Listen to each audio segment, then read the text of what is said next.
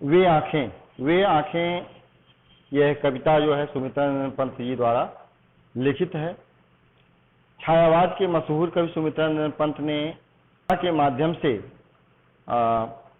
किसान के आंखों में जो दर्द भरा हुआ है, उन दर्द को पहचानने की कोशिश की है, लोगों के बीच में रखने का प्रयास किया है सुमित्रानंद पंत जी ने। आइए हम इस कविता को देखते हैं। कहते हैं कि अंधकार की गुहा सरीखी उन आंखों से डरता है मन, भरा दूर तक उनमें दारुण दैन्य दुख का नीर और रोदन। देखिए, कह रहा कि अंधकार की गुहा सरीखी। अंधकार मतलब अंधेरी, अंधकार का मतलब होता है अंधेरी, अंधेरी। गुहा मतलब होता है गुफा, ठीक है। अंधकार की गुहा सरीखी, कह रहा कि अंधकार की गुहा सरीखी उन आंखों से डरता है मन। कवि यह कहना चाहता है, सुमित्रानंद पंत जी कहना चाहते हैं कि अंधकार यानी अंधेरी, गुहा अर्थात गुफा के समान, सरीखी मतलब समान, अंधेरी गुफा के समान। इतने का अर्थ देखिए, अंधेरी गुफा के समान। किसकी आंखें हैं? किसान की आंखें। किसान की आंखों के बारे में वर्णन करते हुए सुमित्रानंद पंत जी कहते हैं कि वो उस किसान की आंखें, किसान की आंखें हमको कैसी दिखाई प्रतीत हो रही हैं कि अंधेरी गुफा के समान दिखाई पड़ती है। अंधकार की गुहा सरीखी एक अंधेरी गुफा के समान दिखाई पड़ती हैं। और क्या कहता है कि उन आंखों से डरता है मन, उन आंखों से डरता है मन। किसान की उस आंखों से जो अंधेरी गुफाओं के समान है, जहां पे जाने पर हमको कुछ भी दिखाई नहीं देता है, उस अंधेरी गुफाओं के समान उन आंखों से हमारा मन हमेशा डरता रहता है, विचलित होता रहता है। क्यों विचलित होता रहता है? कहते हैं कि भरा दूर तक उसमें दारुण, भरा मतलब भरा हुआ है, दूर तक, दूर दूर तक। दारुण मतलब दुख, दारुण का अर्थ होता है दुख, कि उस आंखों में पूरी तरह से दूर दूर तक उसके दुखों की कहानी छुपी हुई है। उस किसान की आंखों में दूर दूर तक उसके दुखों की कहानी छुपी हुई है। कहता है कि दैन्य दुख का नीरोरोदन, और उसके दीनहीन स्थिति, क्या उसके दीनहीन स्थिति का, उसकी गरीबी के, दुखी के का नीरोरोदन, करुण रोदन, करुणा का रोना जो है उसकी आंखों में भरा हुआ है। इसीलिए उन अंधेरी गुफाओं के समान उन आंखों से हमारा मन हमेशा डरता रहता है। एक बार फिर से देखें, अंधकार की गुहा सरीखी उन आंखों से डरता है मन, भरा दूर तक उसमें दारुण दैन्य दुख का नीरोरोदन। अंधेरी गुफा के समान, अंधेरी गुफा के समान उस किसान की आंखों से हमारा मन क्या होता है? हर वक्त डरता रहता है, जिसमें दूर दूर तक उसके दीनहीन स्थिति का, उसके गरीबी का रोदन भरा हुआ है, उसका दुख भरा हुआ है। इसलिए उसकी आंखों से, उसकी आंखों में देखने से हमें क्या होता है? डर लगता है।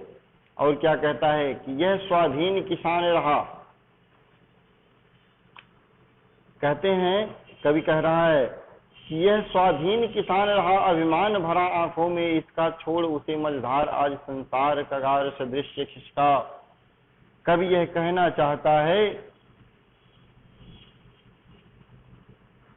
कवि कहना चाह रहा है कि यह मतलब उस किसान को कह रहा है, स्वाधीन, जो किसी के अधीन ना हो, जो किसी के अधीन ना हो, छंद हो।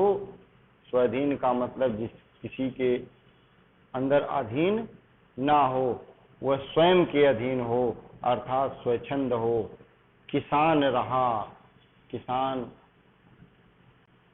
कवि कहना चाह रहा है कि यह जो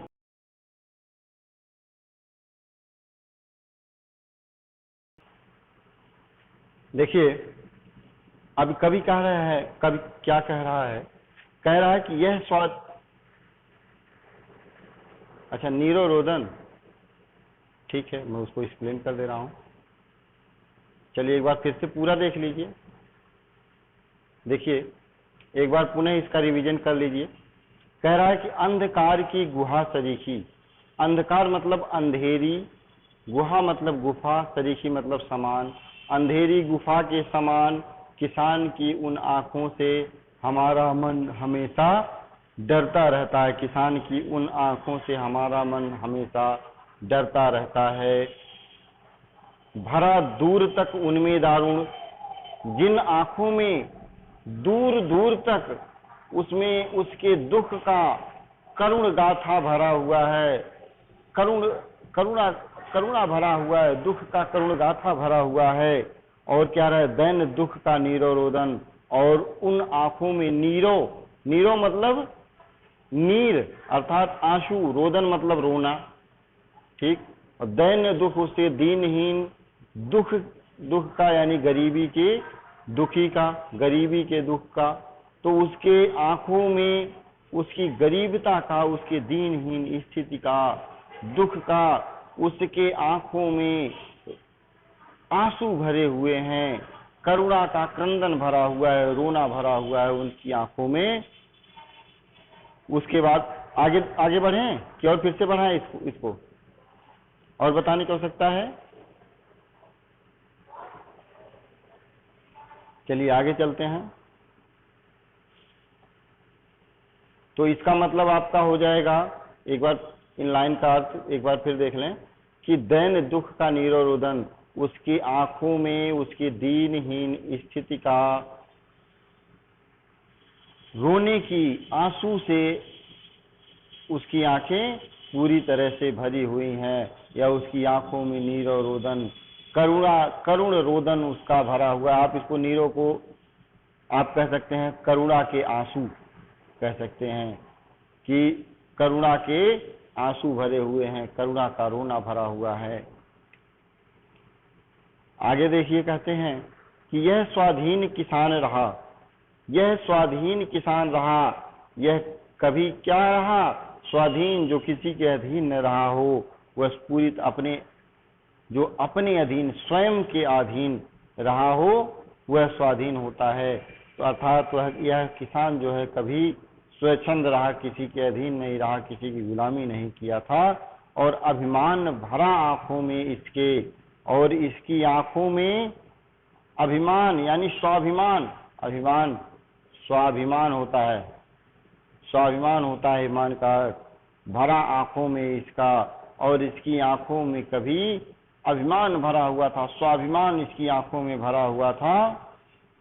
आज क्या हुआ है कि छोड़ उसे मझधार आज, और उसे छोड़ मतलब छोड़कर, मझधार मतलब बीच में, आज मतलब आज, आज वह क्या किया है? आज उस सभी चीजों को बीच मझधार में ही छोड़कर क्या किया है? खिसक लिया है, चला गया है। कहाँ चला गया? संसार कगार सदृश्य वह खिसका, और संसार कगार सदृश्य, इन सभी को छोड़ करके जिस प्रकार से संसार के लोग का जीवन मरण एक सत्य है, उस सत्य में वह विलीन हो गया। अर्थात संसार में सब कुछ अपना वह बीच मझधार में ही छोड़ करके वह क्या हुआ? खिसक गया, चला गया। आगे देखिए कहते हैं, लहराते वे खेत दृगों में हुआ बेदखल अब जिनसे, हंसती थी उसके जीवन की हरियाणी जिसके तृण तृण से। कभी क्या कह रहा है कि लहराते थे खेत दृगों में, उसके खेत, दृगो मतलब आंखों में, उसकी आंखों में उसके खेत, लहराते हुए खेत दिखाई पड़ते थे, लहराते हुए खेतों की छत्र छाया दिखाई पड़ती थी। अब हुआ बेदखल वह अब जिनसे, अब वह किसान क्या हुआ है? बेदखल हो गया। बेदखल मतलब उससे निकाल दिया गया है, उसको जो है उसके अधिकार से बाहर कर दिया गया, उसके खेतों को छीन लिया गया है, उसको बेदखल कर दिया गया है, उनके खेतों को छीन लिया गया है। अब वह जिनसे अब अपनी उन खेतों से बेदखल हो गया था, तो उसके वे खेत उसके छीन लिए गए हैं। क्यों छीन लिए गए हैं वह आगे कवि बताता है।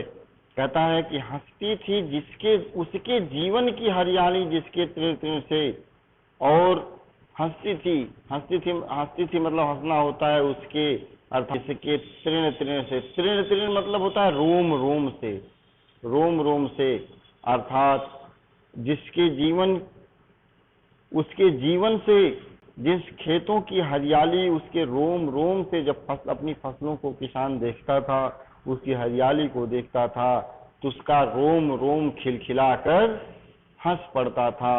उसके जीवन में अत्यंत ही सुखमय की अनुभूति होती थी। इतना आया समझ में? इतना आया समझ में? एक बार बताएं। आगे देखिए, कहता है आंखों में ही घूमा करता वह उसकी आंखों का तारा, कारकुनों की लाठी से जो गया जवानी में मारा। कवि अब कह रहा है कि आंखों में घूमा करता वह उसकी आंखों का तारा। उसका किसान की एक बेटा था, किसान के पास, उस किसान के पास एक बेटा था जो बड़ा हो गया था, और लेकिन उसके आंखों का तारा था, वह इकलौता बेटा था। और उस इकलौते बेटे के साथ एक दुर्घटना घटी थी उसके जीवन में। वो दुखी इसीलिए होने लगा था क्योंकि अब वो बता रहा है कवि कि वह किसान क्यों दुखित हुआ था और क्यों उसके आंखों में इतना करुण गाथा भरा हुआ था, करुणा का क्रंदन भरा हुआ था। ये चीज कवि ने बताने का प्रयास किया है। तो वह उसकी आंखों का तारा उसका एक एकलौता बेटा था, जो कारकुनों यानी कि जमींदार के जो करिंदे होते हैं, कारकुन मतलब कारकुनों, जो जमींदार के करिंदे, जो जमींदार के बॉडीगार्ड थे, वो आए थे कर्ज वसूलने के लिए, और उस कर्ज वसूलने के चक्कर में उसको लाठियों से बड़ी पिटाई कर दिए थे। और उसी लाठी की पिटाई से वो पूरी भरी जवानी में ही इतना चोटिल हो गया था कि उसका निधन हो गया था। वही बात कवि कहना चाहता है। कहता है कवि कि आंखों में ही घूमा करता वह उसकी आंखों का तारा। अब उस किसान की आंखों में, उसकी आंखों के सामने उसका जो एक लौता बेटा था, उसकी आंखों के सामने उसका चेहरा हमेशा घूमा करता था। उसकी चेहरे हमेशा उसके सामने आया करते थे। और कौन सी सीन आती थी उस लड़के की, उसकी जवानी की सीन आती थी, और उस समय की सीन आती थी कि जब वह कारकुनों की लाठी से जो गया जवानी में ही मारा, कि वह जमींदार के करिंदे आए थे अपनी ब्याज की रकम वसूलने के लिए, अपने ब्याज की रकम वसूलने के लिए जो जमींदार के करिंदे आए थे, उन्होंने उसके ऊपर लाठियों से बरसात की थी अपने ब्याज को वसूलने के लिए।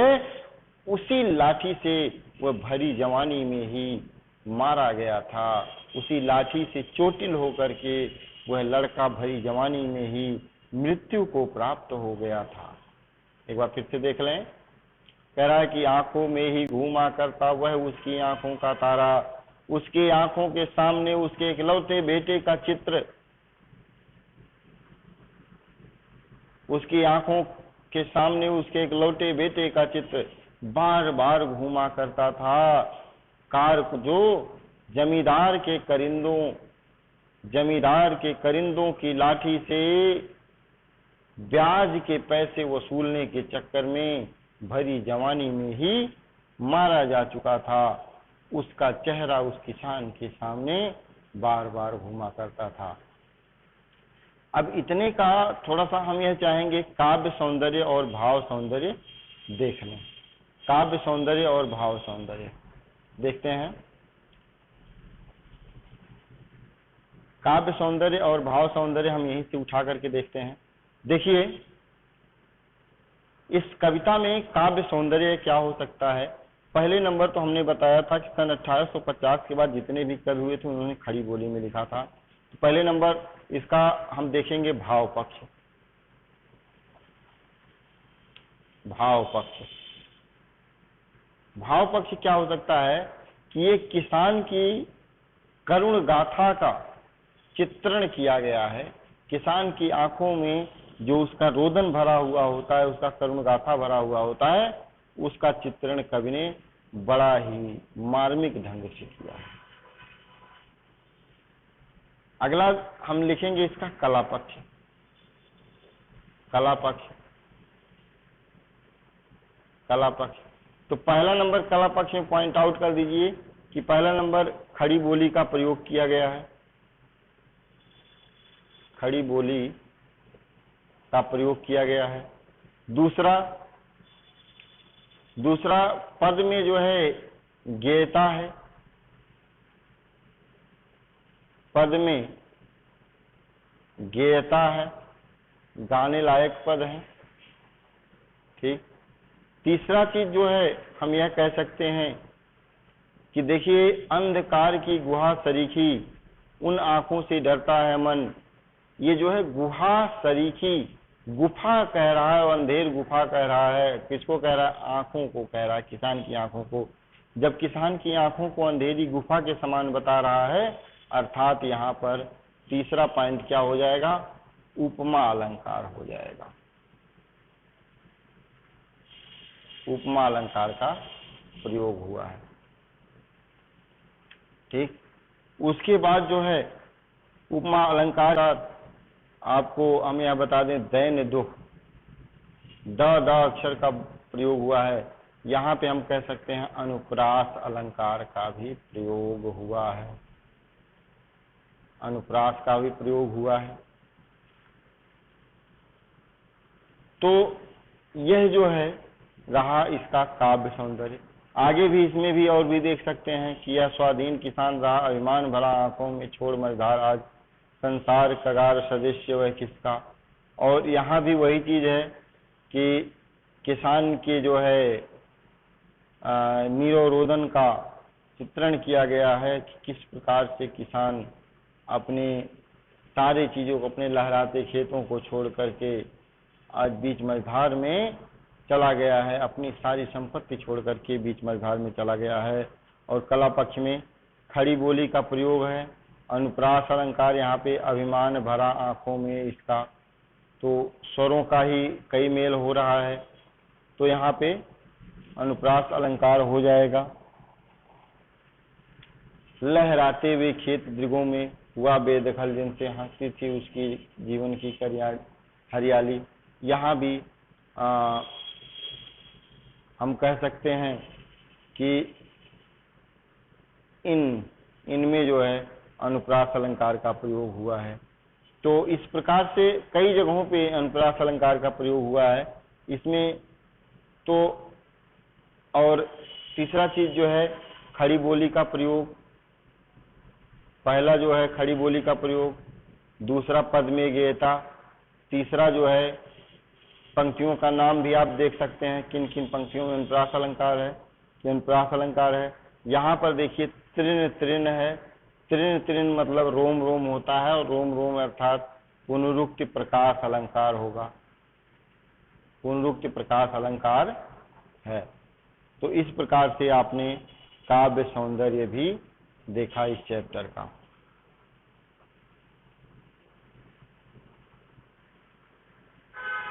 आंखों में ही घूमा करता वह उसकी आंखों का तारा, यहाँ भी हम काव्य सौंदर्य देख लेते हैं। बाकी सभी चीजें उसी तरह से रहेंगी। जो इसमें नई चीज मिल रही है वह यह देखिए कि यह आंखों का तारा, यह मुहावरे का प्रयोग हुआ है। मुहावरे का प्रयोग हुआ है, आंखों का तारा। आंखों का तारा मुहावरे का प्रयोग बहुत ही अच्छी तरीके से किया गया है। और बाकी सभी चीजें अनुप्रास अलंकार हैं और खड़ी बोली का प्रयोग है, पद में गेयता है, ये सारी चीजें हैं। हमें उम्मीद है इन पंक्तियों के आपको काव्य सौंदर्य या व्याख्या सभी चीजें अच्छी तरह से समझ में आ गई होंगी।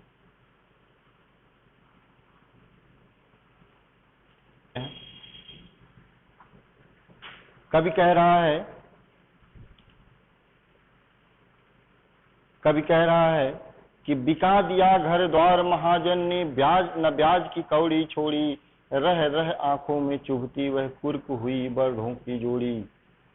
इसमें देखिए कवि ने यह कहने का प्रयास किया है कि बिका दिया घर द्वार न ब्याज की कौड़ी छोड़ी, कि जो वह किसान जो है, जो कर्ज था, उस जमींदार का जो कर्ज था, उस कर्ज को वसूलने के चक्कर में उस किसान के घर द्वार सब कुछ नीलाम हो गए। बिका दिया घर द्वार, कि उसका घर और घर बार सब कुछ क्या हुआ, बेचवा दिया उसके पैसे वसूलने के चक्कर में। महाजन ने ना ब्याज की कौड़ी छोड़ी, और उस महाजन ने, महाजन अर्थात सेठ ने, न ब्याज की, ब्याज मतलब समझ रहे हैं, ब्याज का मतलब होता है सूद अर्थात इंटरेस्ट। इंटरेस्ट की जो है एक भी कौड़ी अर्थात एक भी रुपए, एक भी पैसे नहीं छोड़ा। अर्थात उस महाजन को किसान के ऊपर तनिक भी दया नहीं आई, और उसने अपने दिए हुए कर्ज को वसूलने के लिए उसका घर द्वार तक नीलाम करवा दिया। और महाजन को किसान के ऊपर इतनी भी दया नहीं